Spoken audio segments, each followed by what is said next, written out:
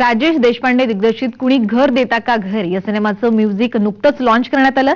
या सिनेमाच्या माध्यमातून हसत खेळत एका सामाजिक प्रश्नावर भाष्य करण्यात आलंय. अभिनेता भरत जाधव, क्रांती रेडकर हे या सिनेमात मुख्य भूमिकेत आहेत, तर त्यांच्याशिवाय मराठीतले अनेक दिग्गज कलावंतही या सिनेमात मुख्य भूमिकेत दिसणार आहेत. हा सिनेमा नक्की कसा आहे, काय आहे त्याचं वेगळेपण हे खुद्द राजेशकडूनच जाणून घेतलंय आमची प्रतिनिधी स्नेहा जैननं. आता काय करायचं? अरे प्रत्येक वेळेस मीच काय ठरवायचं? तू हिरोईनच नाही पिक्चरची, तूच कर ना काही ते.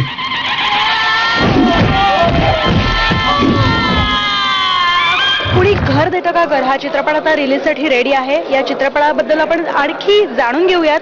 राजेश देशपांडे यांच्याकडून तुम्ही निर्माता, दिग्दर्शक याचं लेखनही केलंय. हा खरं तर तुमचा दुसरा रिलीज होणारा चित्रपट आहे. नेमक्या काय आशा आहे तुम्हाला या चित्रपटाबद्दल? आशा तर नक्कीच पॉझिटिव्ह आहेत आणि मी निर्माता हेमंत बंगेरा आणि मंगेश जगताप आहेत. मी ह्याचा लेखक, दिग्दर्शक आणि गीतकार आहे. गाणी पण मीच लिहिलेत. तर मुळात ह्याची गोष्ट अशी आहे की आईबापांनी नाकारलेल्या मुलांची आणि मुलांनी ठोकरलेल्या आईबापांची एक रोमॅन्टिक गोष्ट. एक तरुण तरुणी आहे जे एकमेकांच्या अत्यंत प्रेमात असतात आणि त्यांचे आई वडील त्यांच्या दुर्दैवाने त्यांचे शत्रू असतात एकमेकांचे. त्याच्यामुळे त्यांना पळून जाऊन लग्न करावं लागतं आणि मग पळून गेल्यानंतर त्यांना कुठे आसरा मिळतो, ते कसे तकतात, याची एक गमतीशीर गोष्ट आहे. थोडासा सस्पेन्स आहे, तो आता मी रिव्हील करत नाही. पण ह्या सिनेमाचं वैशिष्ट्य आहे की विनोदी सिनेमा तर आहेच, विनोदाबरोबर मॅड कॉमेडी आहे, याच्यात फारसा आहे, याच्यामध्ये विनोदाची सगळी अंग वापरली गेलेत आणि हे होत असताना याच्यात नातेसंबंधांबद्दल, सामाजिक आत्ताच्या परिस्थितीबद्दल आणि कौटुंबिक एकंदरीत जो आता एक ढासळत चाललेला एक साचा आहे आपला, त्याच्यामुळे खूप प्रॉब्लेम्स होतात समाजामध्ये. त्याचं एक हसत खेळत मांडलेली व्यथा आहे. काय पूजा म्हटल्यासारखं मम करतोयस? ओटांना ओटच टेकत नाहीयेत. हळद आणा, हळद आणा, मीठ आणा, मिरच्या आणा, मोहरी, मीठ मोहरी म्हणलं. तुम्हाला ओवाळू? ना अमिताभ बच्चन सारखी चैन खुली की बटणं खुली बघितलं नाही, घुसलो तुझ्या. अरे ही कथा पुढे न्यायला आम्हाला मदत कर प्लीज. ठीक आहे कुणाल, मराठी चित्रपटासाठी तुम्ही इथे राहा. वास कसला हा? फाटली आहे दुधाची पिशवी. सगळे कलाकार व्यावसायिक रंगभूमी किंवा एक सगळ्याच माध्यमातून काम करणारे आहेत, टीव्ही वगैरे. तर मोठ बांधताना तुम्हाला नेमकं कसं जमली ही एकूण भट्टी, कशी जमली ही? मुळात माझ्या डोक्यात हा विषय मी लिहून काढला होता. जी कथा आहे ती मी जवळजवळ 12 ते 15 वर्षांपूर्वी लिहिलेली कथा आहे. त्याच्यावर मी खूप विचार, खूप काम करून ठेवलं होतं. माझ्या पेपरवर खूप भक्कम होतं आणि त्याच्यानंतर जी संहिता लिहून झाली, मी खूप आधी संहिता लिहून झाली विथ डायलॉग्स.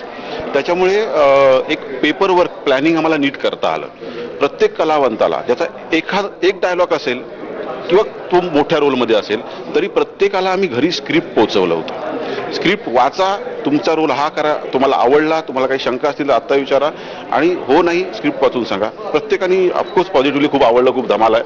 त्याच्यामुळे एक प्लॅनिंग खूप चांगलं होतं आमचं. आणि रत्नागिरीत जाताना, मुंबईच्या बाहेर शूटिंग करायला जाताना जसं युद्धावर जातो आपण तशीच तयारी करावी लागते, कारण तिथे काही मिळत नाही. पिन टू पियानो सगळं आपल्याला इथून घेऊन जावं लागतं.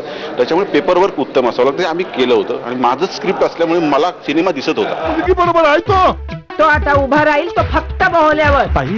ते सुद्धा मी ठरवेन त्याच मुलीसोबत. आता काय करायचं? या सगळे रसिक प्रेक्षक नवीन बघणारे मराठीमध्ये, ते म्हणजे क्रांती रेडकर वेगवेगळ्या स्टंट्स करणार आहेत. याबद्दल नेमकं काय आहे ते सांगाल?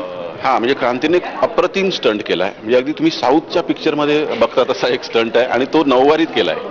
हा, ही गंमत आहे. तो स्टंट आहे आणि अजून 1-2 स्टंट आहेत. आणि मुळात भरत आणि क्रांती एका वेगळ्या रोलमध्ये तुम्हाला दिसतील चित्रपटाच्या सेकंड हाफमध्ये आणि खूप गमतीशीर, गोंडस त्यांचं पात्र झालेलं आहे. आणि तुम्ही आता सांगत नाही कारण ती गंमत आहे. ती सस्पेन्स जर ओपन केला तर लोकांना थोडी गंमत कदाचित कमी होईल. तर ती एक गंमत आहे की तो टोटल वेगळा. भरत जाधवने आजपर्यंत सई रे सईमध्ये तर अनेक कॅरेक्टर्स केले, पण ही व्यक्तिरेखा भरत आणि क्रांतीसाठी ह्या ज्या व्यक्तिरेखा सेकंड हाफमध्ये येणार आहेत त्या मला वाटतं त्यांच्यासाठी पहिल्या आहेत आणि त्यांनी खूप जीवोतून काम केलंय. म्हणजे दोघंही खूप जेन्युइन कलावंत आहेत. भरत तर माझा मित्र आहे, आम्ही एकत्र नाटकात कामं केलेली आहेत, त्याच्यामुळे आमचं ट्युनिंग होतंच. क्रांतीबरोबर मी पहिल्यांदा काम करत होतो, पण ती रुईया कॉलेजला असल्यामुळे रुईया कॉलेज मधला जो ग्रुप आहे तो माझा सगळा मित्रांचा होता, त्यामुळे ती काय करू शकते, तिची जो पॅशनेट आहे, खूप पॅशनेट आहे, आणि खूप जीव तोडून काम केलंय. भावात पेटलेली जवानी, उत्सवाला शिंगाराच्या भिजवल दवनी.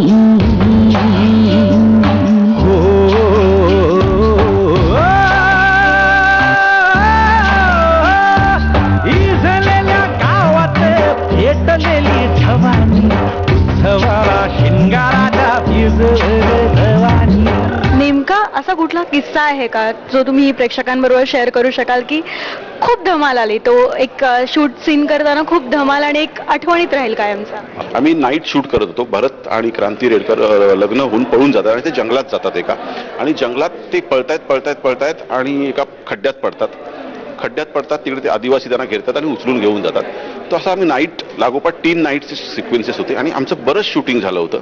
आणि काही सीन झाल्यानंतर आमच्या असं लक्षात आलं, आमच्या असिस्टंटच्या एका कॉस्ट्युम क्रांतीच्याच लक्षात आलं ते, की माझी नथ जी मी पुढचे सीन शूट केले त्याला होती, पण आता आपण मागचे सीन करतो मध्ये नथ गायब आहे, ती पडली होती कुठेतरी, आणि रात्री 3 वाजताची ही गोष्ट.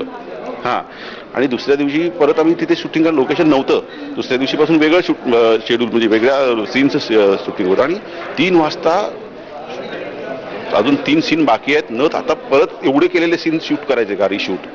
आणि मी म्हणजे हबकलो, मी काय ब्लँक होतो, काय करायचं. भरत आणि क्रांती रिशूट करायला तयार होते 3 वाजता सुद्धा. म्हटलं रिशूट तर शक्य नाही, कारण एवढे सीन आपण केलेत, ऍक्शन सिक्वेन्सेस केलेत, ते रिशूट कसे करणार.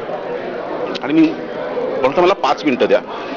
5 मिनिटामध्ये माझ्या डोक्यात मी मला काय सुचलं की वर बघतो, एक छान गोड 4 वाक्यांचा सीन सुचला. त्या नथ हरवल्यामुळे एक अप्रतिम सीन जो या सिनेमात आलाय, तो प्रेक्षकांना बघितल्यावरच कळेल की हाच तो सीन, की हा नथ हरवल्यामुळे ऐनवेळी सुचलेला पहाटे 3 वाजता. कॅमेरामन अमित किरसह, स्नेहा जैन, साम टीव्ही, मुंबई. सोयऱ्यांची दाटी, माझी हळदीची वाटी, सगळ्या सोयऱ्यांची दाटी. प्राईम टाईमची ही सफर अशीच पुढे चालूच ठेवायची, मात्र इथे वेळ झाली एका छोट्याशा ब्रेकची.